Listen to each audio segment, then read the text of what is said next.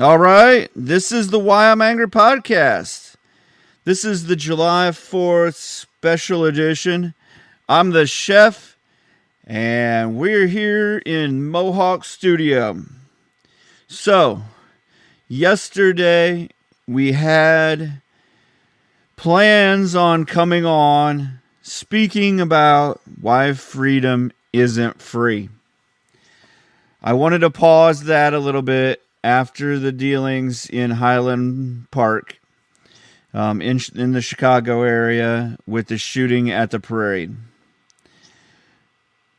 But I didn't not want to come on because I do believe that our freedom isn't free. We all think about the American soldier, and it's probably the first thing you think about when you think about freedom. They lay their life down for the country. They can give it all, or they give everything in a different way. And they come back lost and whatever. And we've talked about that before. We're not going to talk about it today in this podcast. Also, we can think about the founding fathers. And this is where we're going to go this time. The founding fathers of this country. But we don't always realize that the Declaration of Independence, it was treason. And until we marched our newly minted Americans, and they marched out as an army to meet their brothers from across the pond, some family members and things of that nature, they were going to be arrested for treason. It hadn't become war yet. It hadn't become a fight. Think about what would have happened had three people marched out to meet the Redcoats when Paul Revere went out and rode.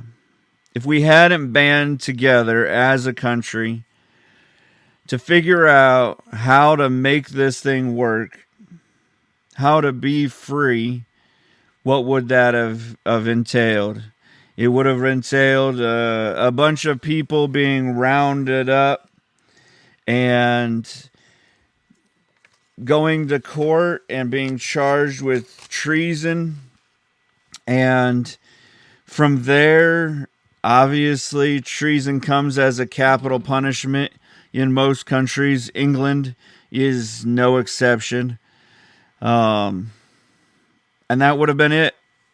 That would have been the end of the story. We would still be under the Queen, similar to Canada at the least. And that would be the end of the day. Fast forward to now and think about what the Declaration of Independence would have been looked at in today's eyes. Right now, we have laws in the books. England and Europe has laws in the books about hate speech. And would the Declaration of Independence look like hate speech? Would it have looked like someone who wanted to get out of their country, to get away from the leadership, to start their own what could have been anarchist land? Could we have been deemed at that time as terrorists?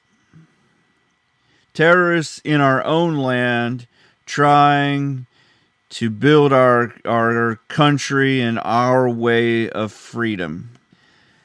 At the least, it would have been considered a conspirator's manifesto.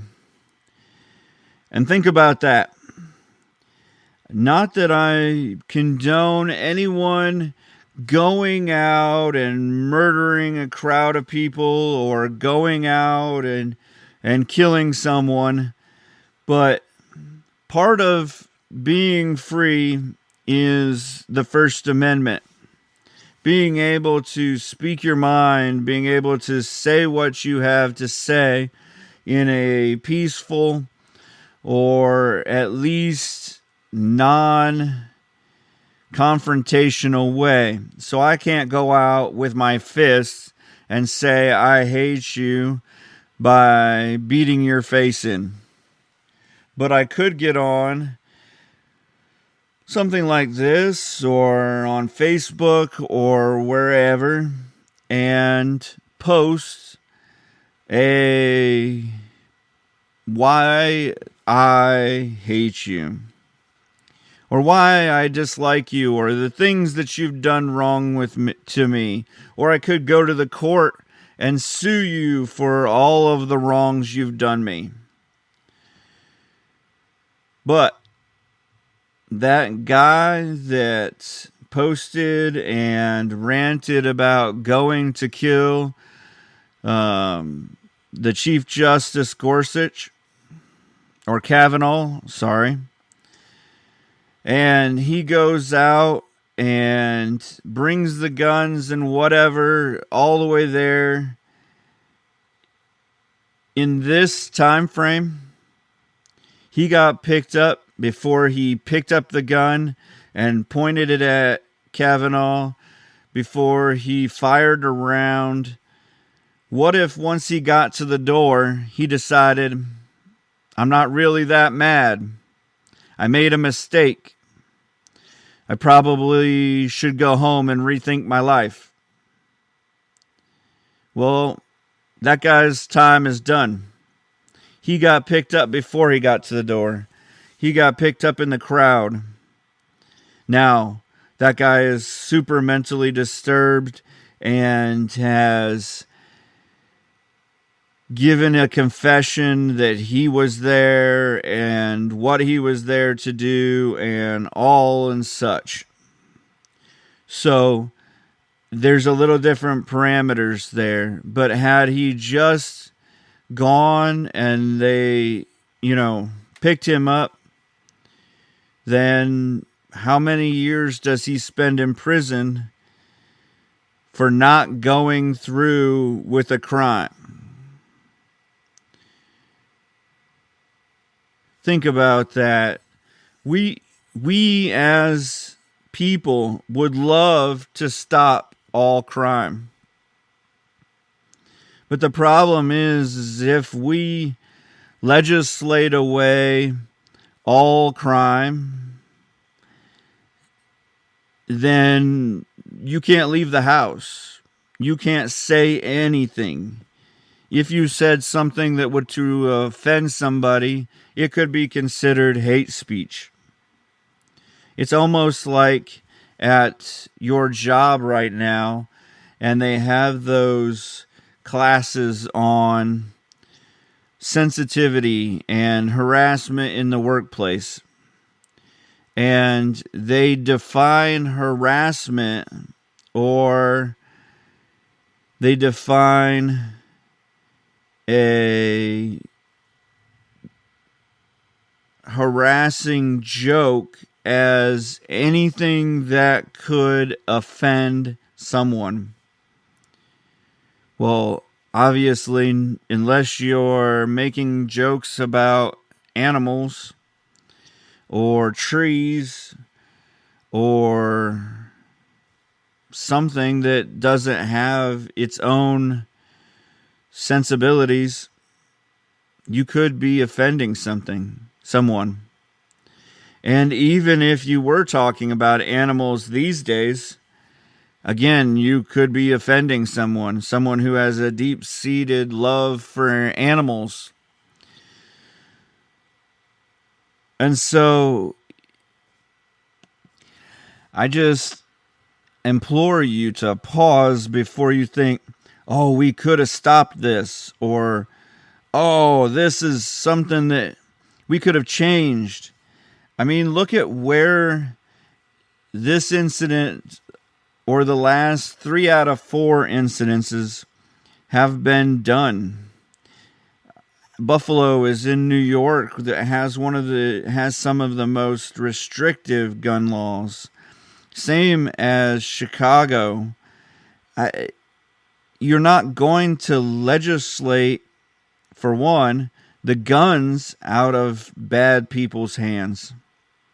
Because, like as in Cain and Abel, they could use rocks or knives.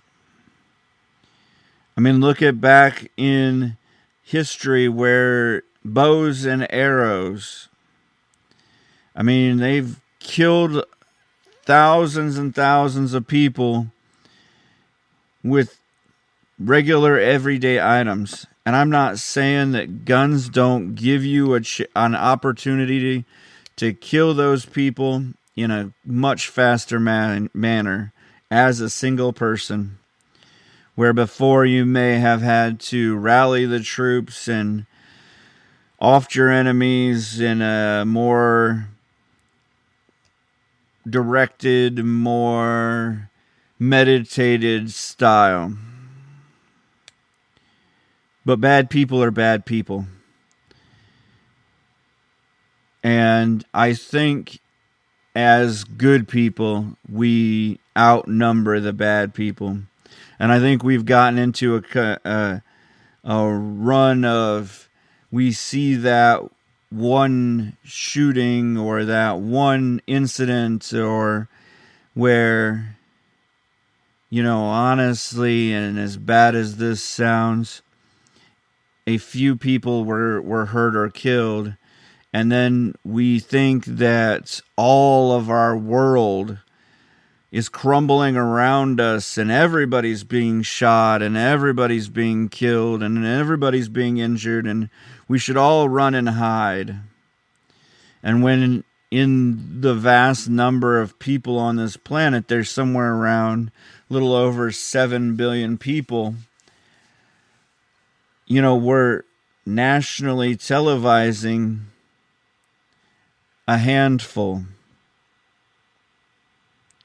And that is a super sad day. I mean, I'm not belittling the families that are going through that loss. I've lost nieces and cousins to horrible accidents. And it is terrible. And you never really get over that. But at the same time, I implore you to look around at the things that you have, the things that are around you, the life that you live, the ability to provide happiness to those around you, and see that as your mission, as your lot, as the things that you have that you can hold dear to you. Because like I said, it could come a day that, we have cameras and we have listening devices that we've already placed in our houses, like the Echo Dot or Siri or any of that, and that gets released. And just because you're somebody that doesn't fit into the mold of everybody else, or of the vast majority, or of just the few that may be able to say what is or isn't a hate speech. I'm going to assume that if you're listening to this, that you've probably gotten on Facebook and you either have somebody, or you've seen a post that's been deleted, or that has been pulled because of fact checking. I mean, this is a super great example about the few that can decide what hate speech is. So when I was in 5th grade, they brought up this law about hate speech. A lot of it came to be because a gay kid, I think he was in high school, he was tormented, he was bullied, he was everything, and a group of bad people took it too far and tied this kid to an electric fence. And it was horrific. It was all over the news, as it should be, to show everyone this is not the way to do things. But they brought up this hate speech.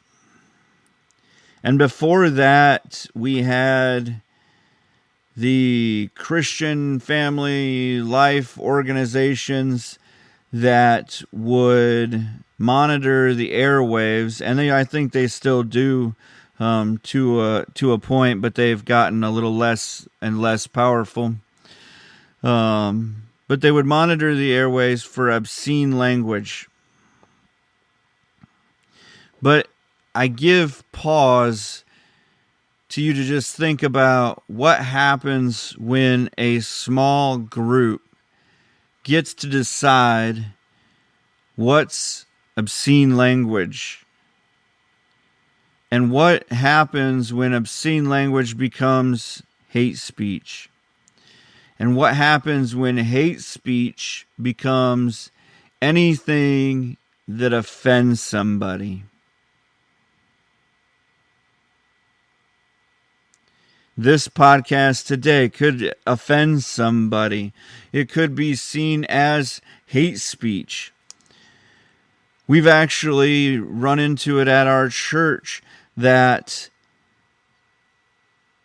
in Canada, some of the things that we talk about, some of the sins of the Bible, can be considered hate speech.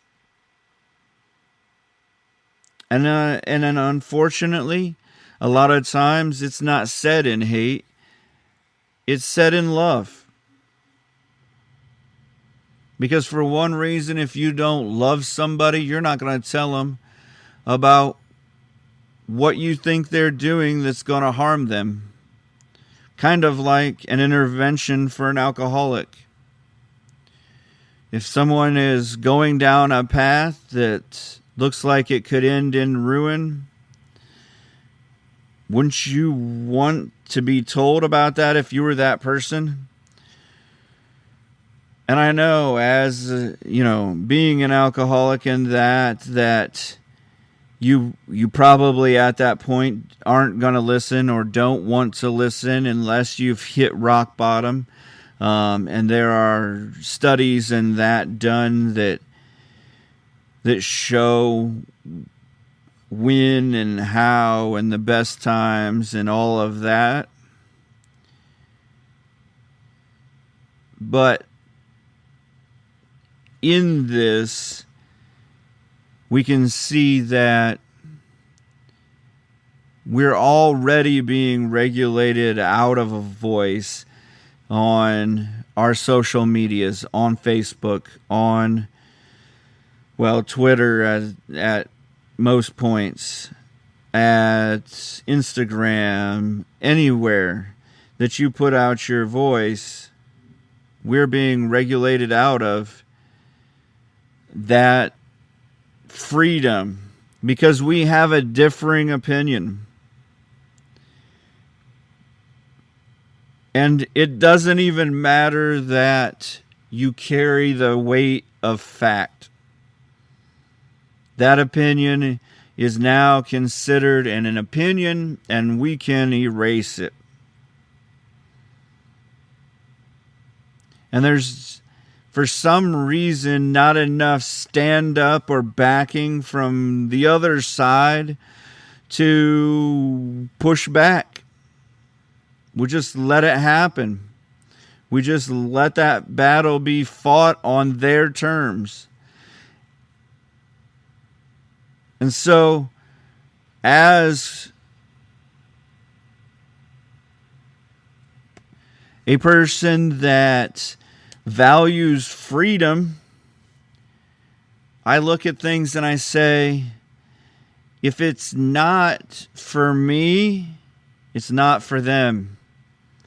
And the only way it's free is if we allow it all. So, if we don't allow our kids to hear some bullying and take an active role in their lives and teach them how to deal with those things, then we're doing our kids a disservice. If we just try to legislate it out and they've never seen or heard a crossword come to them, then the second that they hear it, they're either going to crumble and fold, they're going to fight like a cat in a corner, or they're going to run and hide. And really, as an American, we're called to something bigger than that. We're called to be able to stand in the midst of those words, in the midst of bad things coming our way.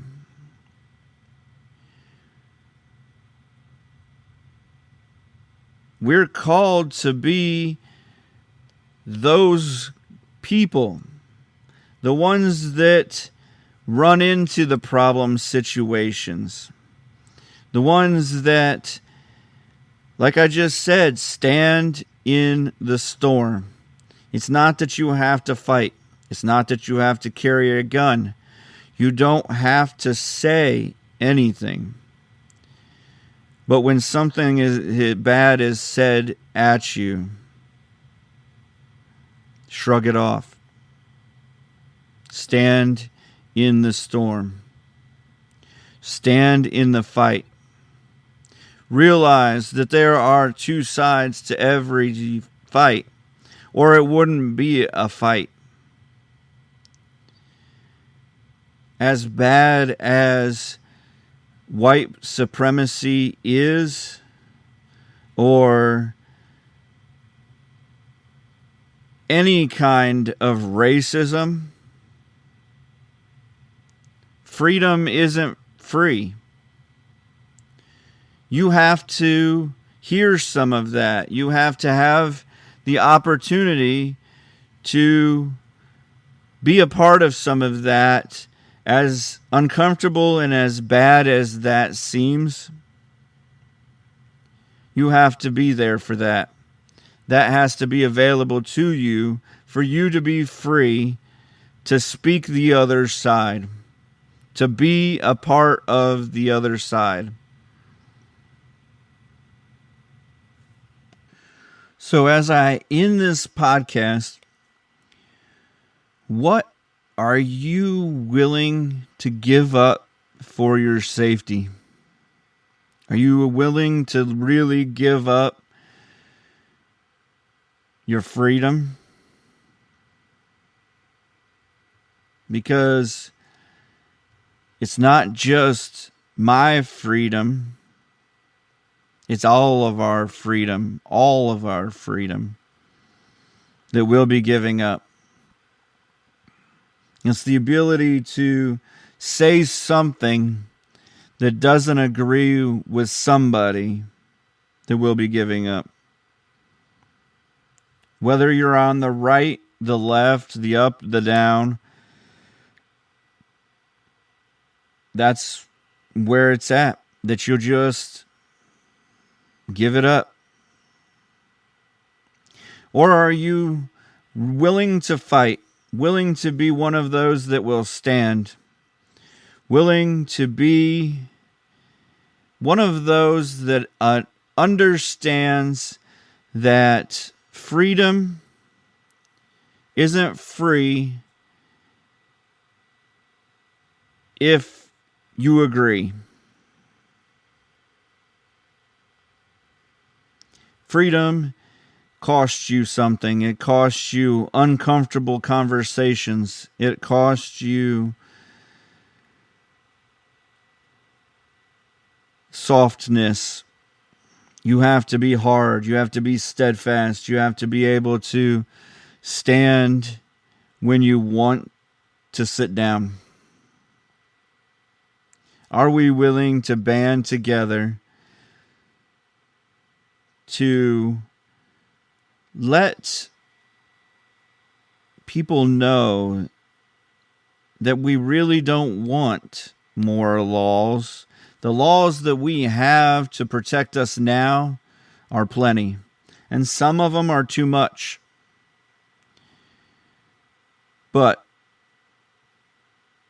we're never going to legislate out crime until you can read the minds of people and know that their heart has full intent on following through. It's not there to be done. Bad people are bad. Bad things are going to happen. And we just need to punish those bad people that do bad things to the full extent.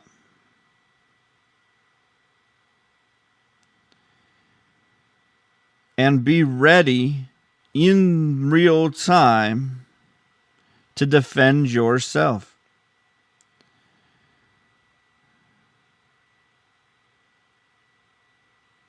And if you're not, hopefully somebody is. Because it never seems like the person who wants to give up their freedom for safety is ever there to protect your safety. Think about that. If you're giving your safety away to somebody else for responsibility, then who's responsible for you? Who gets to make your decisions? Who have you allowed to live your life? I know this has been deep, and this is just part of the why I'm angry mode. What we want to accomplish is to get you to think. Think for yourself. Yeah, they spoon feed you all of the little tidbits and talking points, and don't you want to vote for change? But they don't teach you to talk for yourself, to figure out what you really actually stand on. I mean, there was one time, probably 7 or 8 years ago, when Barack Obama was running for president the first time.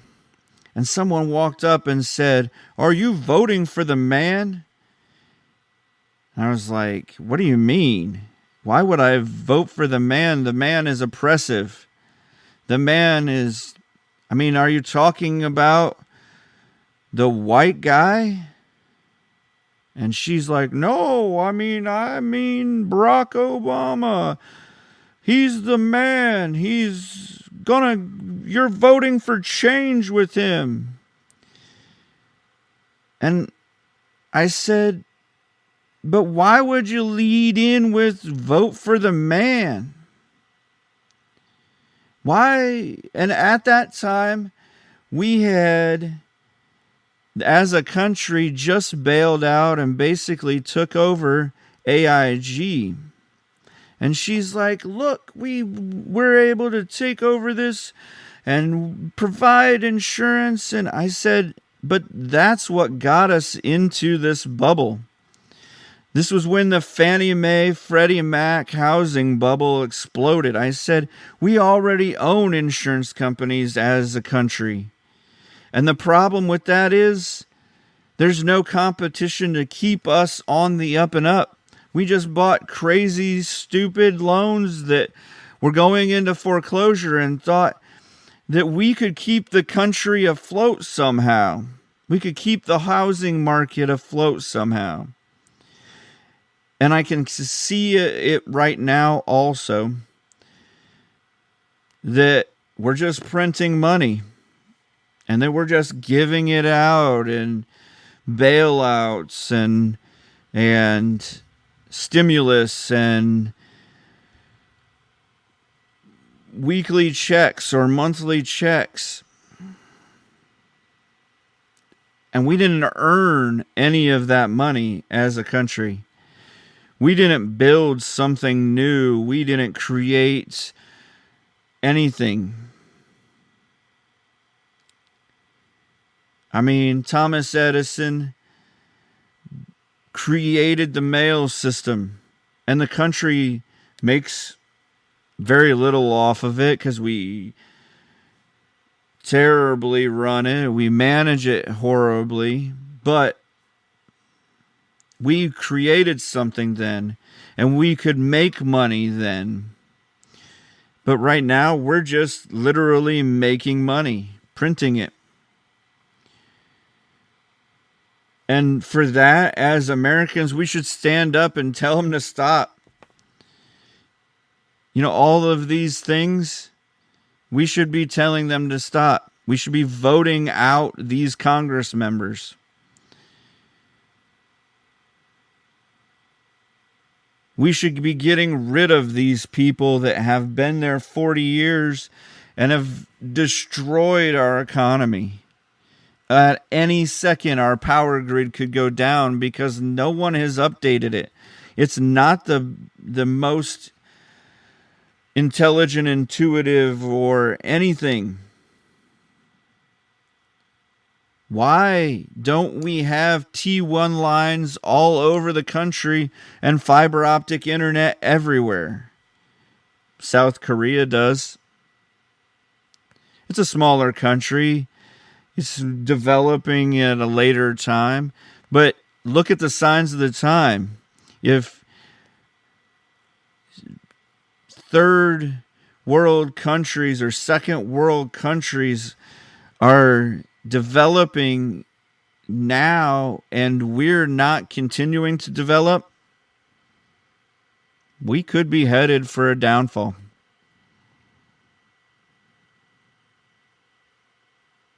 And if that scares you, you should stand up and say something. If that scares you, don't read Revelation in the Bible. If you're worried by that, continue to listen to the Why I'm Angry podcast. This week we'll have another podcast. It'll be our regularly scheduled podcast with the other guys. I'll have them in the studio. This was just a time that I could take and you just reflect over what our freedoms cost and how our freedoms are being trampled on and how they cost us something. We can have a voice and we can have freedoms. But that means that everybody gets a voice. Not just those who agree with you and love your political stance and hit the heart on your memes and all of that. That means those who would put the thumbs down on your memes get to say whatever they want to say also. Whether you consider it hate speech or not.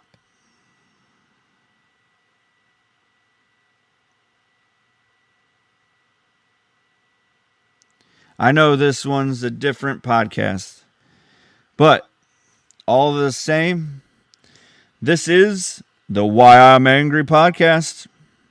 Thank you.